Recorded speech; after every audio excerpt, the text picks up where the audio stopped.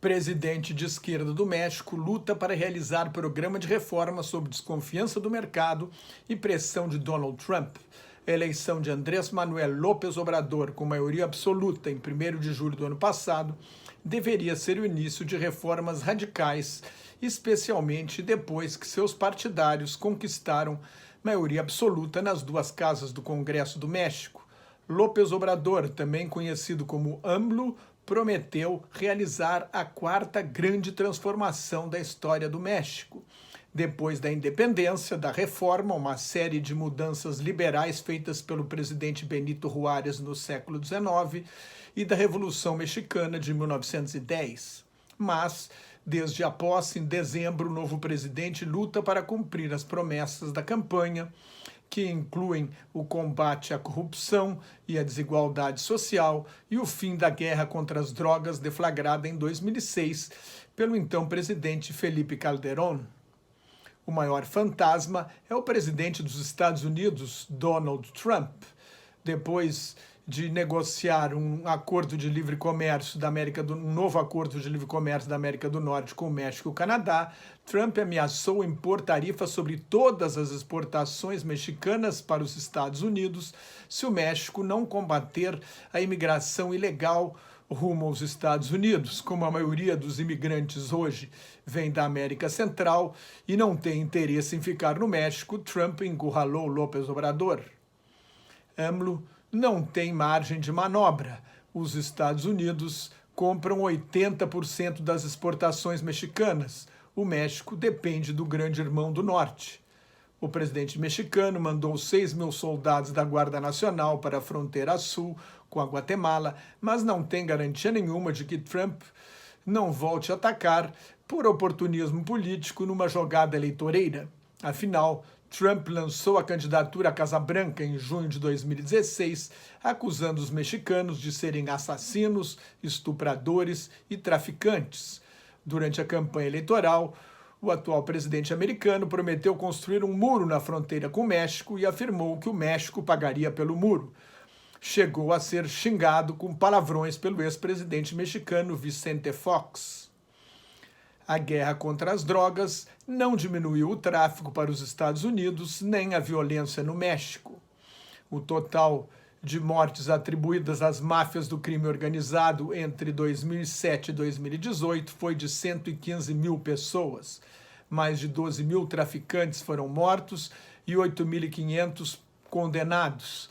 A estratégia de cortar cabeças, tirando de circulação os chefões do tráfico, fracassou, como mostrou recentemente a condenação nos Estados Unidos à prisão perpétua de Joaquín El Chapo Guzmán. O chefão cai e logo alguém assume a liderança do cartel, o outro cartel mais poderoso toma o seu lugar. Quando El Chapo, do cartel de Sinaloa, foi preso pela última vez, o cartel de Jalisco sequestrou seus 2 filhos e exigiu $6 milhões de resgate. Hoje, o cartel de Jalisco é o maior de todos no México, opera em 53 países e tem ligações com as máfias da Itália, da Rússia e da Nigéria.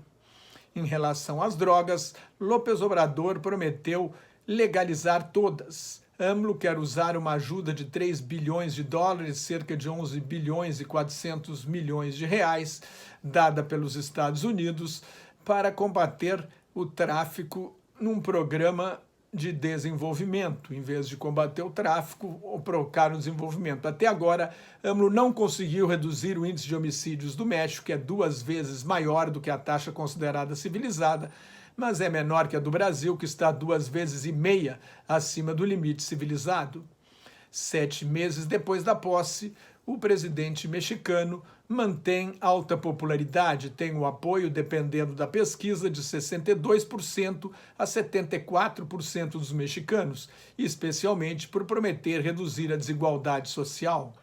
AMLO ofereceu várias garantias ao setor privado, mas, ao mesmo tempo, acena com maior intervenção estatal na economia e o fim do neoliberalismo imposto a partir da eleição de Carlos Salinas de Gortari, em 1988. A renúncia do ministro da Fazenda, Carlos Ursúa, em 9 de julho, citando muitos conflitos de interesses dentro do governo, tirou o principal avalista de AMLO junto ao empresariado e ao mercado financeiro. Depois de uma queda no início do ano, o Produto Interno Bruto do México registrou uma pequena alta de 0,1% no segundo trimestre. O setor de serviços, responsável por 73% da economia mexicana, avançou 1%. Isto evitou a recessão, mas não a estagnação. Nos últimos 12 meses, a economia do México cresceu apenas 0,4%. As indústrias manufatureira, da construção civil, de geração de energia elétrica e a mineração ficaram estagnadas no trimestre passado e caíram 1,6% na comparação anual. Uma recessão não pode ser descartada. López Obrador mantém o otimismo, vai precisar de muito mais para não decepcionar diante da enorme expectativa gerada pela eleição de um presidente de esquerda com fama de radical. Mais notas e comentários sobre política internacional no meu blog Globalização em Crise, que está em nelsonfrancojobim.blogspot.com. Muito obrigado.